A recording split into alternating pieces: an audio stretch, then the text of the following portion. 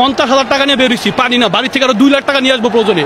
টাকা, ঠিক আছে, টাকা কার জন্য করছি? স্বাধীন দেশের জন্য টাকা ইনকাম করছি। 36 দিন আন্দোলন হয়েছে, সেই আন্দোলনের মধ্যে 36 দিনের মধ্যে আপনার কাছে ঠিক কোন সময়টাই এসে মনে হয়েছে যে আওয়ামী লীগ সরকারের পতন হতে পারে?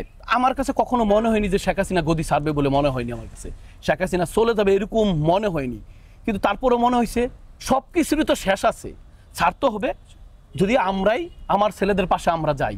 আওয়ামী লীগ সরকারের যেই অত্যাচার অবিচার ছাত্রদের উপর করছে, ওই পুলিশের সাপোর্টে কিংবা আইনি সহায়তায়, সবাই না, আসলে পুলিশের মধ্যে সব খারাপ না। যুদ্ধটা তো অনেকদিন ছিল, 1 মাসের কাছাকাছি তো ছিল, 36 দিন। যদি শুধু ছাত্ররাই ওই যে ছাত্ররা এইটার ব্যাপারটা কমপ্লিট করতে পারতো, ছাত্ররা এটার সমাধান দিতে পারতো, সেটা 3 দিনের সমাধান হয়ে যেত।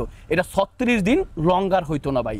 যখন ছাত্রদের পাশে, যখন ছাত্র জনতা প্রতিটা প্রাইভেট ইউনিভার্সিটি, ইন্টারন্যাশনাল ইউনিভার্সিটি, ওই যে ইউআইইউ, আমি ওদেরকে দেখেছি ভাই, আমি ওদের মানে প্রতিবাদ দেখেছি ছেলে মেয়েগুলোকে। আপনার মগবাজার, বাংলা মোটর, মালিবাগ, এদিকে ওদের একটা বিচরণ ছিল। ওরা মানে খেয়ে না খেয়ে, ওদের একটাই দাবি ছিল, ওদের একটাই প্রথা ছিল যে আমরা যে কোনো উপায়ে আমরা এই সরকারকে প্রতিহত করব।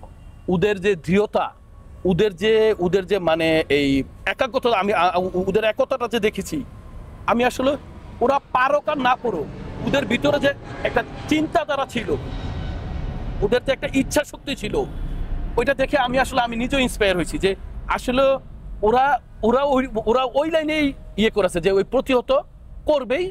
স্বৈরাচার সরকার কিংবা শেখ হাসিনা সরকার না যাওয়া পর্যন্ত আমরা রাস্তা থেকে উঠবো না, এটা ওদের দৃঢ়তা ছিল, ওইটা ওদের প্রতিজ্ঞা ছিল।